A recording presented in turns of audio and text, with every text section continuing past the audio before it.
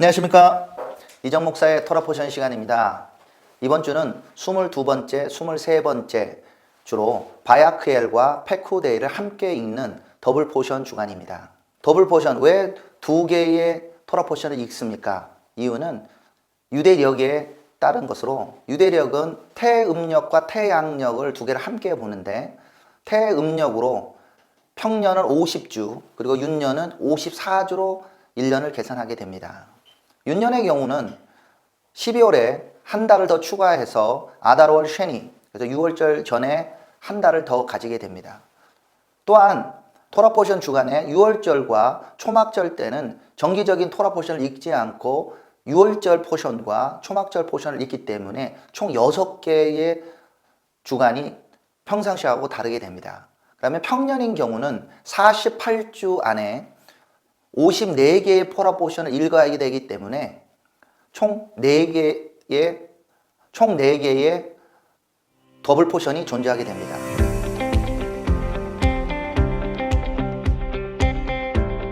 바야크엘 22번째 주의 주제는 그리고 그가 불렀다라는 뜻입니다.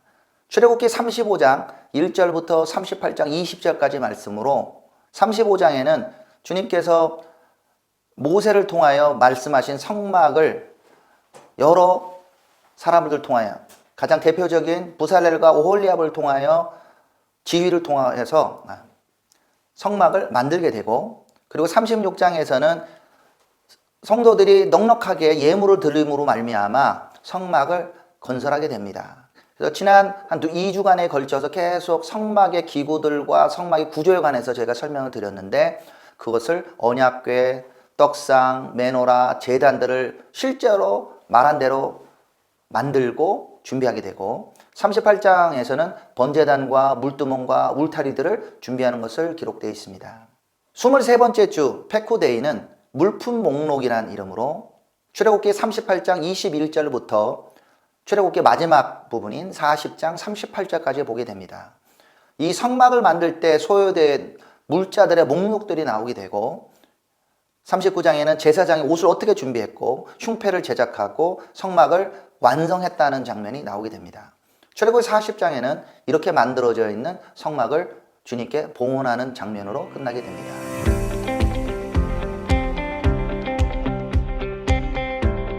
22주차 바야크엘부터 저희가 살펴보도록 하겠습니다. 바야크엘 모셰 콜 아타트 에트 분의 이스라엘. 모세가 이스라엘 회중을 모으고 그들에게 이르되 여호와께서 너희에게 명령하사 행하게 하신 말씀이 이러하니라. 바야크엘, 그리고 그가 불러 모았다 라고 시작하게 됩니다. 안식일에 관하여 설명하고 난 다음에 예물을 드리라는 말로 바야크엘이 중점적으로 설명하고 있습니다. 지난 파라샤 때 우리는 테루마에 대해서 설명을 했습니다. 모세가 시내산에 있을 때 주님께서 말씀하시기를 백성들이 자원하는 마음으로 성막을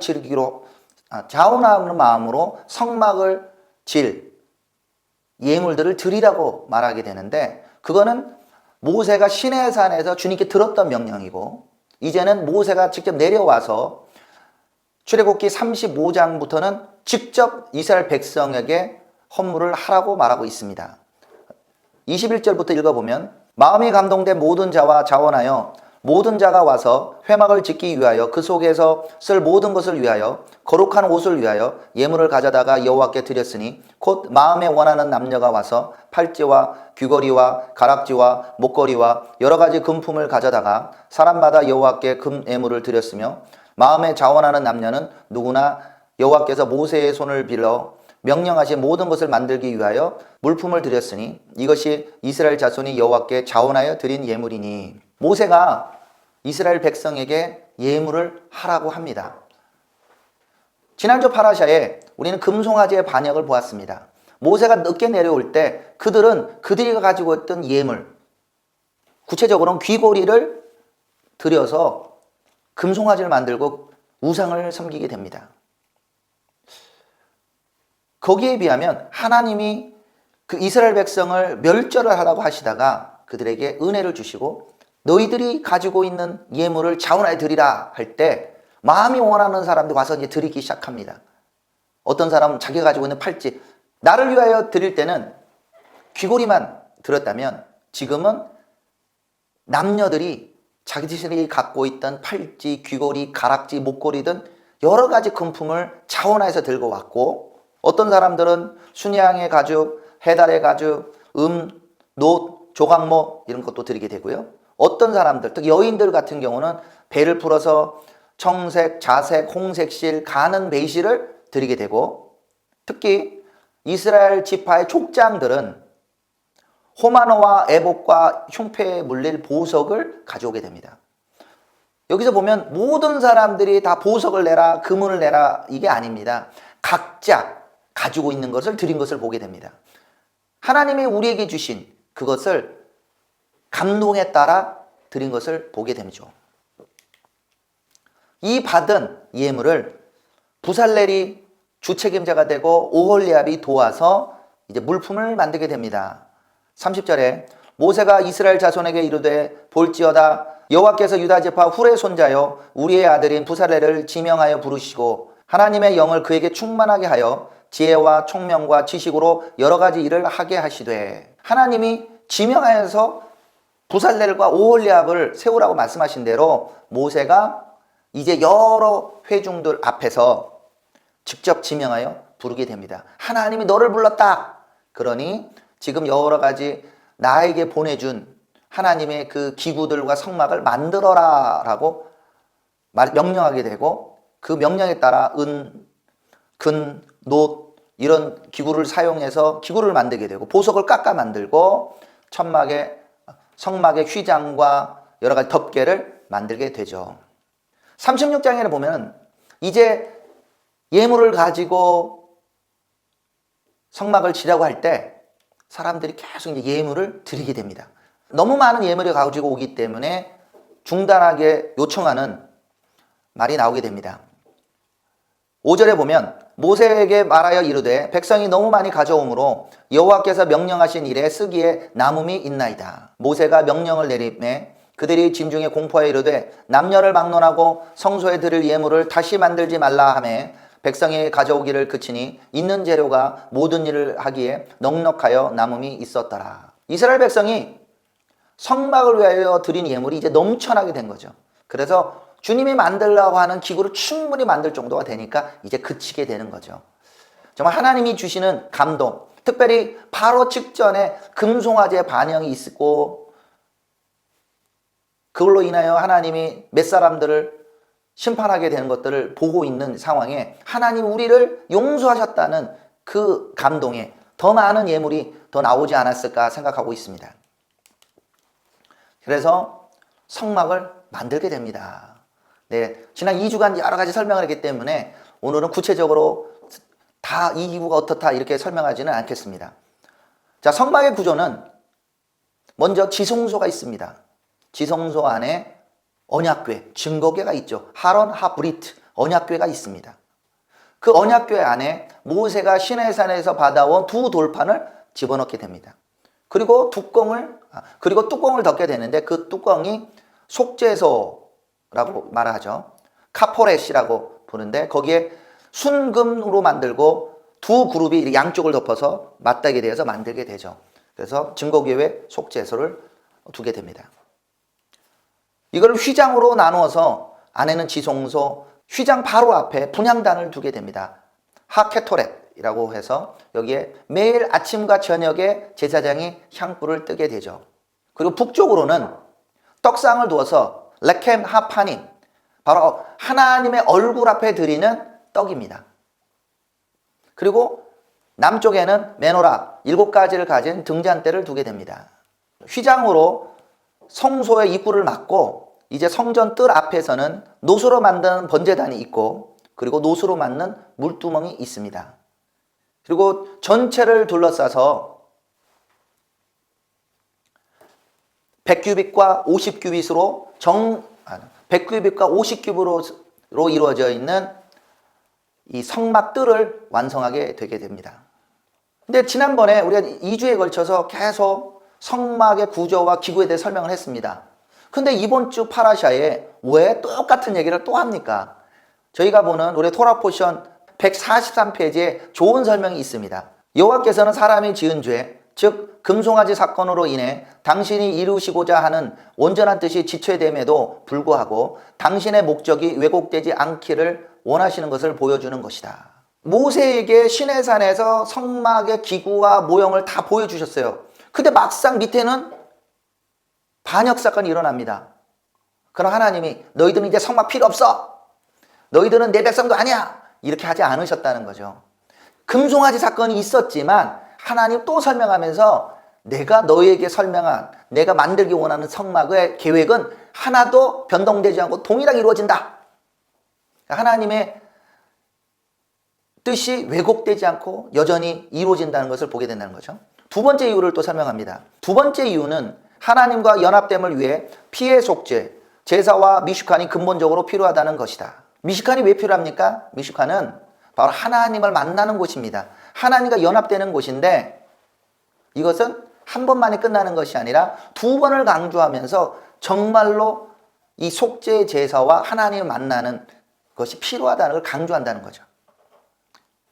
세 번째 이유를 또 설명합니다. 마지막으로 두 번에 걸쳐 반복적으로 언급하는 이유는 예수와 마시아흐께서 두 번 나타나신 것을 이야기하고 있다고 생각한다. 예수와의 재림 때는 온 이스라엘이 그들이 처음에 거절했던 요셉의 아들 메시아에 의해 구원받게 되는 대속죄일에 하나의 국가로서 정결케 될 것이며 결국에는 그분을 진정한 구원자로서 인식하게 될 것이다. 처음의 이유하고 조금 상맥한 것 같습니다.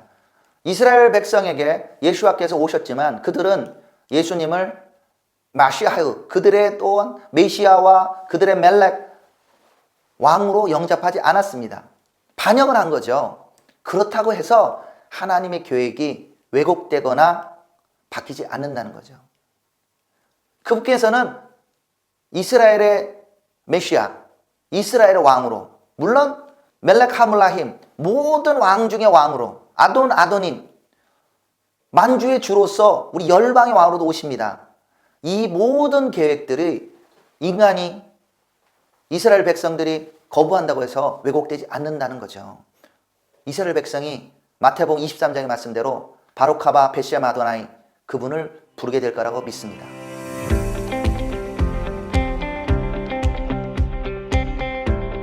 23번째 주 파라샤 제목은 페쿠데이입니다. 물품 목록이라는 이름으로 엘레 페쿠데이 하미슈칸 미슈칸에 들어가는 이 예물에 관하여 설명합니다. 성막 곧 증거막을 위하여 레위 사람이 쓴 제목의 물목은 제사장 아론의 아들 이다말이 모세의 명령대로 계산하였으며 성막에 사용된 예물이 무엇이었을까요? 여러 가지가 있지만 금이 있죠. 출애굽기 38장 24절에 보면 성소 건축 비용으로 드린 금은 성소의 세겔로 29달란트와 730세겔이며 한 달란트가 34kg 정도 됩니다. 근데 그것이 29개 달란트라고 합니다. 어느 분이 이렇게 대략 계산하면 이것이 한 20억 된다고 그래요. 근데 29달란트, 한 30달란트가 된다는 것은 엄청난 금액이 여기에 소요되는 것을 저희가 예상할 수 있습니다. 또한 은도 사용되죠. 근데 은은 자원하는 사람만이 드린 것이 아니라 바로 그 전에 저희가 나눴던 생명의 속전, 성전세, 반세계를 가지고 만들었다는 겁니다. 25절에 보면 계수된 회중이 드린 은은 성소의 세겔로 100달란트와 1775세겔이니 계수된 자가 20세 이상으로 60만 3,550명인 즉 성소의 세겔로 각 사람에게 은 한 배가 곧 반세겔씩이라. 은 100달란트로 성소의 받침과 휘장문의 기둥, 받침을 모두 100개를 부어 만들었으니 각 받침마다 한 달란트씩 모두 100달란트요 1775세겔로 기둥 갈고리를 만들고 기둥 머리를 싸고 기둥 가름대를 만들었으며. 물론 자원에서 드린 은도 있었습니다. 네, 앞에 저희들 자원에서 금, 은을 가지고 왔는데 오늘 여기서 설명하는 거는 20살 이상의 남자들에게 부자라고 해서 더 내지 말고 가난한 사람이라고 해서 애외되지 않는 모든 20세 이상의 남자가 내야 되는 이 속전세를 가지고 뭘 만들었어요? 바로 성소 기둥에 기둥, 받침, 갈고리 이런 걸 만들었다는 거죠. 이것을 통해 성막과 성막에서 이루어지는 모든 제사가 나하고 상관없는 것이 아니라 모든 사람들이 참여하는 주님과 만나는 미슈칸이 된다는 것을 우리가 알 수 있습니다. 세 번째로 기록하고 있는 것은 바로 놋입니다. 드린 놋은 70달란트와 2400세겔이라 이것으로 회막문 기둥 받침과 놋제단과 놋그물과 제단의 모든 기구를 만들었으며 뜰 기둥의 기둥 받침과 그 휘장문의 기둥 받침이며 성막의 모든 말뚝과 뜰 지위의 모든 말뚝을 만들었더라. 지금 사용하는 금의 은의, 놋의 시세하고 비교할 수는 없지만 이스라엘 백성들이 자원하여 드리고 또한 송전세로 드린 예물의 양이 엄청난 것을 우리가 짐작할 수가 있습니다. 드디어 성막이 완성되었습니다.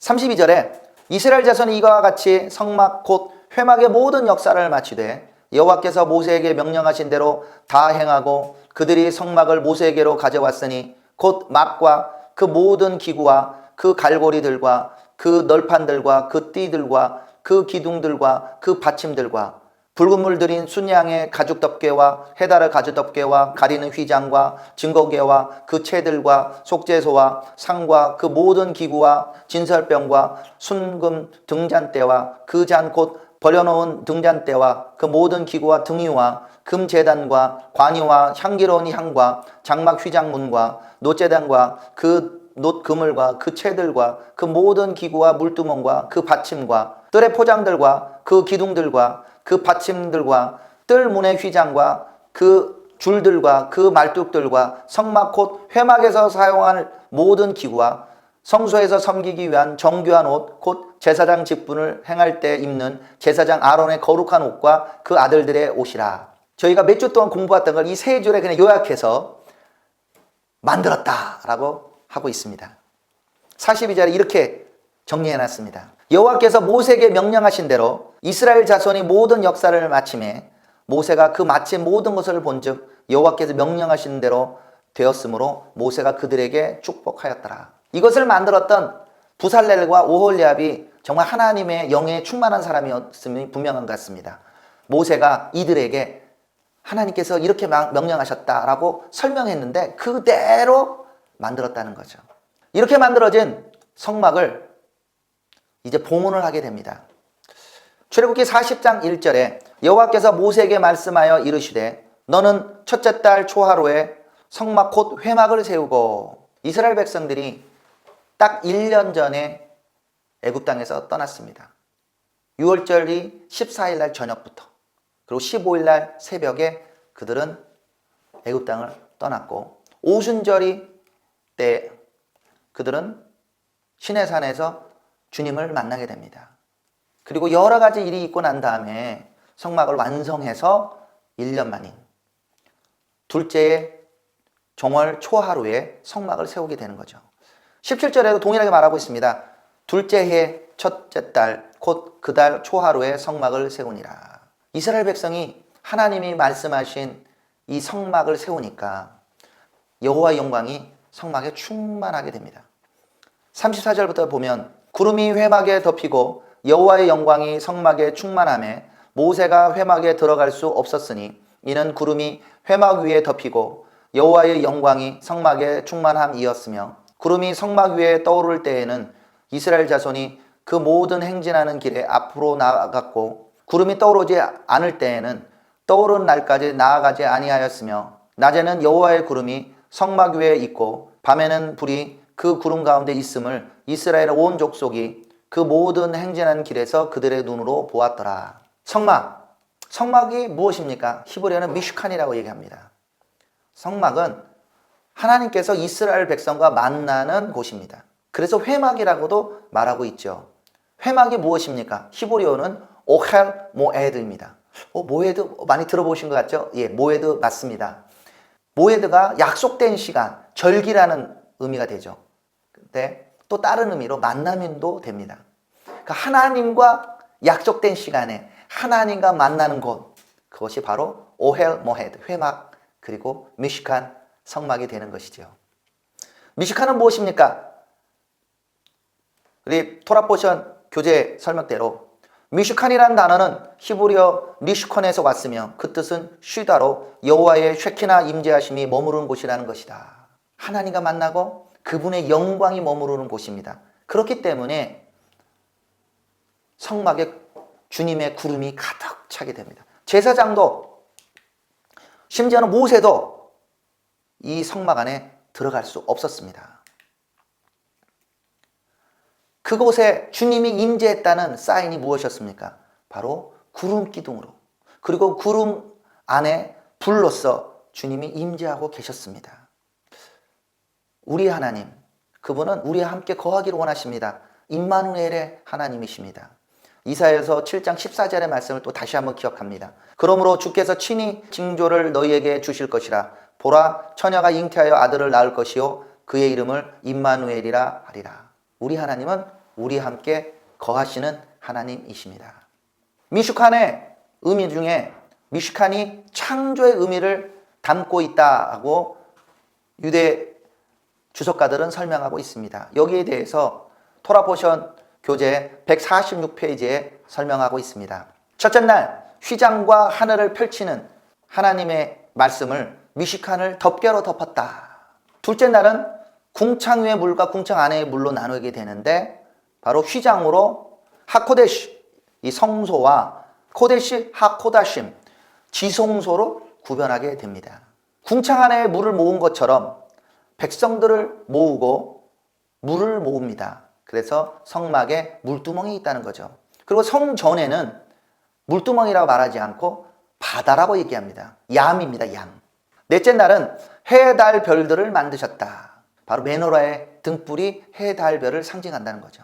다섯째 날은 물고기와 각종 새들을 지으셨다. 바로 성막 안에 그룹을 수놓은 것을 보면서 하나님의 창조물인 물고기와 각종 새들을 기억한다는 거죠. 여섯째 날에 에덴 동산에 하나님께서 아담을 지으십니다. 이와 같이 아담처럼 인류를 대표하는 대제사장이 하나님 앞에 봉헌되고 세워진다는 거죠. 일곱째 날에 하나님께서 안식하셨습니다. 미슈칸은 바로 하나님의 안식을 누리는 곳이라는 곳입니다.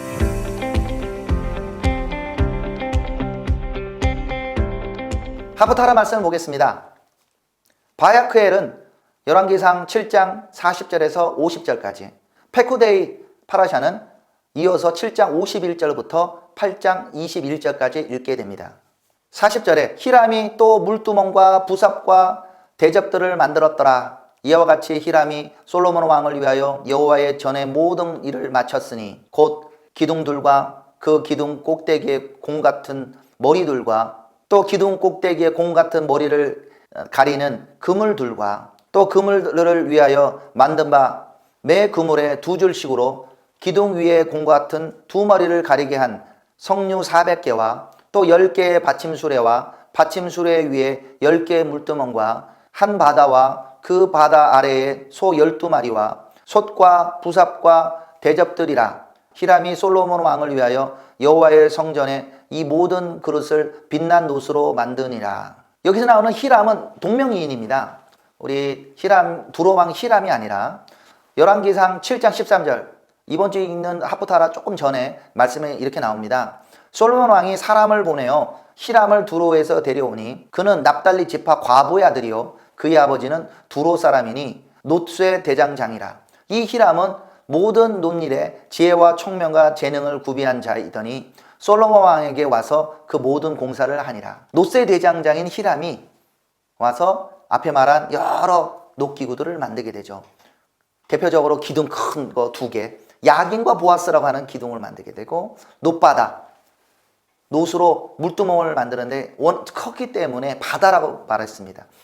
그래서 놋으로 만든 소가 12개가 있었다고 나오게 되고, 그러니까 일반적인 크기의 물두멍이 10개씩, 이쪽에 5개, 이쪽 5개, 그리고 물을 담으니까 이것을 운반한 놋으로 만든 수레가 10개가 있었다는 거죠. 솔로몬 왕이 성전에 있는 모든 기구들을 금상 그리고 메노라를 1개가 아니라 10개씩 이렇게 만들고 놋과 함께 성전을 이제 봉헌해서 드리게 됩니다. 열왕기상 7장 51절의 말씀에 보면은 솔로몬 왕이 여호와의 성전을 위하여 만드는 모든 일을 마친지라. 이에 솔로몬이 그의 아버지 다윗이 드린 물건 곧 은과 금과 기구들을 가져다가 여호와의 성전 곳간에 두었더라. 솔로몬 왕이 성전을 지었지만 솔로몬 왕은 이 성전이 바로 아버지 때문에 지어졌다는 것을 기억하고 있습니다. 솔로몬 왕이 성전을 지을 때 그 들어가는 수많은 은, 금 이것을 다윗 왕이 준비했다는 거죠. 그리고는 성전을 다 짓고 난 다음에 이제 지성소를 봉안해서 증거계를 갖다 놓고, 그리고 성소에는 우리 등잔대 10개도 갖다 놓고 향단과 떡상도와 이런 것을 놓게 됩니다. 8장 1절에 보면 이에 솔로몬이 여호와의 언약궤를 다윗성 곧 시온에서 메어 올리고자 하여 이스라엘 장로와 모든 지파의 우두머리 곧 이스라엘 자손의 족장들을 예루살렘에 있는 자기에게로 소집하니 이스라엘 모든 사람이 다 에다님월 곧 일곱째 달 절기에 솔로몬 왕에게 모이고 이스라엘 장로들이 다 이름에 제사장들이 궤를 매니라. 지금 언약궤가 어디 있었다는 겁니까? 언약궤가 다윗의 장막에 있었다는 거예요. 그 다윗의 장막에 있는 언약궤를 제사장이 메고 왔다는 겁니다. 근데 여기서 우리가 좀 알아야 되는 것은 그럼 나머지 성막은 어디 있었나요? 실로에 있었어요.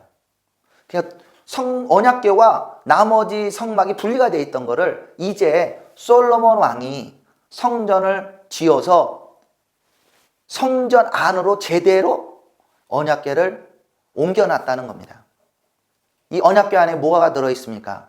9절에 그 궤 안에는 두 돌판 외에 아무것도 없으니 이것은 이스라엘 자손이 애굽 땅에서 나온 후에 여호와께서 저희와 언약을 맺으실 때에 모세가 호렙에서 그 안에 넣은 것이더라. 언약궤에는 두 돌판만 있다고 되어 있습니다. 이상하네요. 히브리서의 말씀에는 만나의 항아리도 있고 아론의 쌍난 지팡이도 있다고 되어 있는데 언제 다시 그것이 들어갔는지는 모르지만 원래 메시지에는 언약궤 앞에 두라고 했습니다.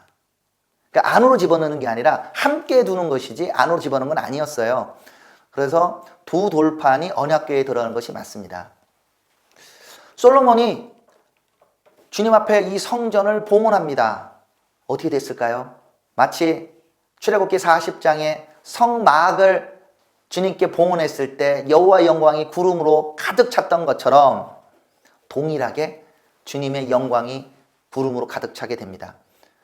8장 10절에 제사장이 성소에서 나올 때에 구름이 여호와의 성전에 가득하매 제사장이 그 구름으로 말미암아 능히 서서 섬기지 못하였으니 이는 여호와의 영광이 여호와의 성전에 가득함이었더라. 성막이 완성됐을 때 구름이 가득 찬 것과 동일하게 성전에 주님의 영광이 가득하게 됩니다. 주님이 이 성전을 흠양하시고 이스라엘 백성과 지금 만나기를 원하신다는 것을 가시적으로 보여주는 것이죠. 그때 솔로몬이 축사를 하게 됩니다. 그러면서 이렇게 말하게 되죠. 18절에 여호와께서 내 아버지 다윗에게 이르시되 내가 내 이름을 위하여 성전을 건축할 마음이 있으니 이 마음이 내게 있는 것이 좋도다. 그러나 너는 그 성전을 건축하지 못할 것이요 내 몸에서 낳을 내 아들 그가 내 이름을 위하여 성전을 건축하리라 하시더니 이제 여호와께서 말씀하신 대로 이루시도다. 내가 여호와께서 말씀하신 대로 내 아버지 다윗을 이어서 일어나 이스라엘의 왕위에 앉고 이스라엘의 하나님 여호와의 이름을 위하여 성전을 건축하고 내가 또 그곳에 우리 조상들을 애굽 땅에 인도하여 내실 때에 그들과 세우신 바 여호와의 언약을 넣은 궤를 위하여 한 초소를 설치하였노라. 솔로몬이 이 성전은 다윗 왕이 주님께 성전을 만들겠다는 그 소원 때문에 만들어졌다는 것을 기억하고 그것을 축사하게 됩니다. 다윗 왕, 그는 여기 나오는 말 그대로 그는 정말 성전을 만들고자 하는 마음이 있었습니다. 그 다윗 왕의 소망이 드디어 이루어지게 된 겁니다.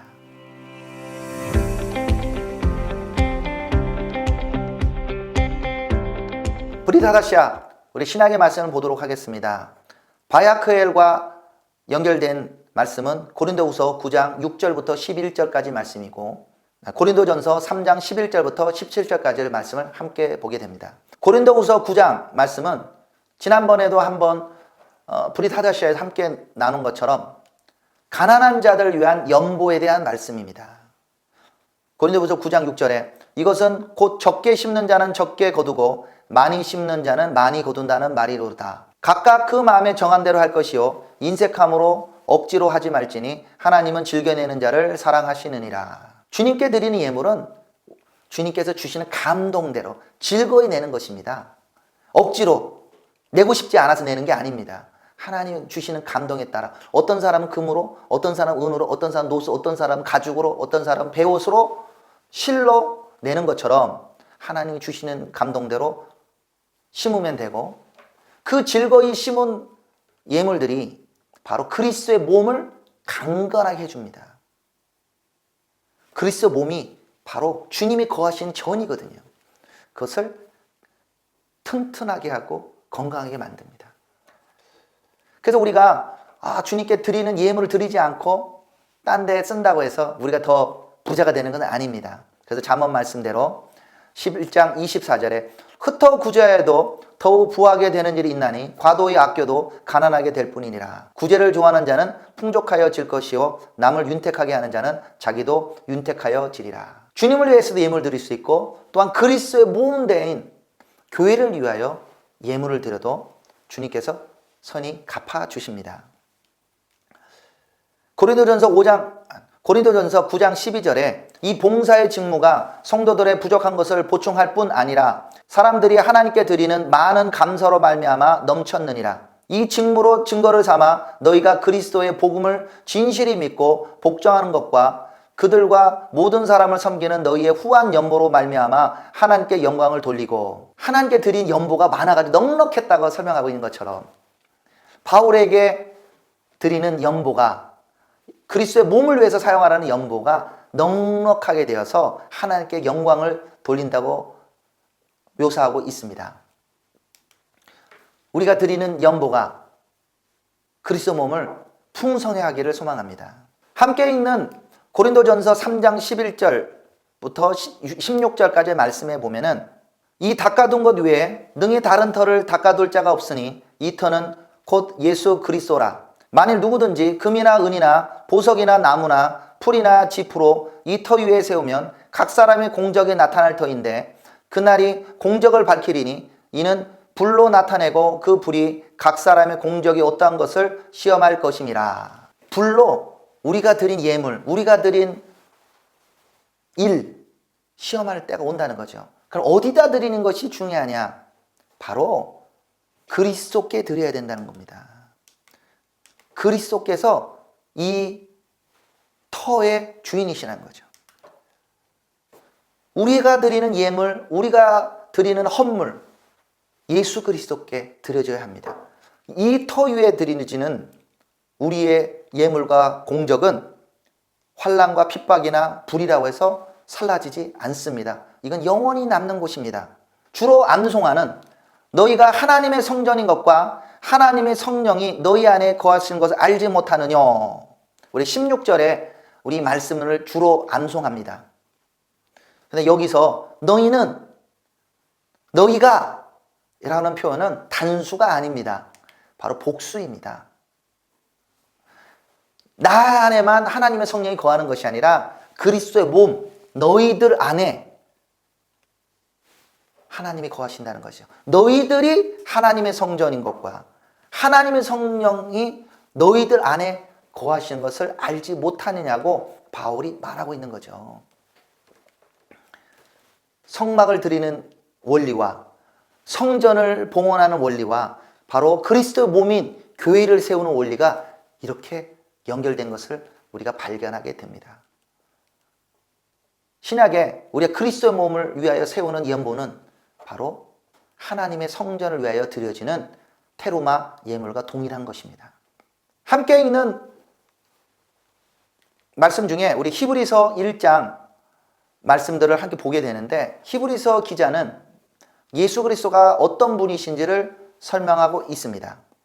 옛적의 선지자들을 통하여 여러 부분과 여러 모양으로 우리 조상들에게 말씀하신 하나님이 이 모든 날 마지막에는 아들을 통하여 우리에게 말씀하셨으니 이 아들을 만유의 상속자로 세우시고 또 그로 말미암아 모든 세계를 지으셨느니라. 이는 하나님의 영광의 광채시요 그 본체의 형상이시라. 그의 능력의 말씀으로 만물을 붙드시고 죄를 정결하게 하는 일을 하시고 높은 곳에 계신 지극히 크신 이의 우편에 앉으셨느니라. 그가 천사보다 훨씬 뛰어남은 그들보다 더욱 아름다운 이름을 기업으로 얻으심이니 하나님께서 어느 때에 천사 중 누구에게 너는 내 아들이라 오늘 내가 너를 낳았다 하셨으며 또 다시 나는 그에게 아버지가 되고 그는 내게 아들이 되리라 하셨느냐. 또 그가 바다들을 이끌어 세상에 다시 들어오게 하실 때에 하나님의 모든 천사들은 그에게 경배할지어다 말씀하시며 예수 그리스도가 터라고 말씀하고 예수 그리스도의 몸인 교회가 성전이라고 방금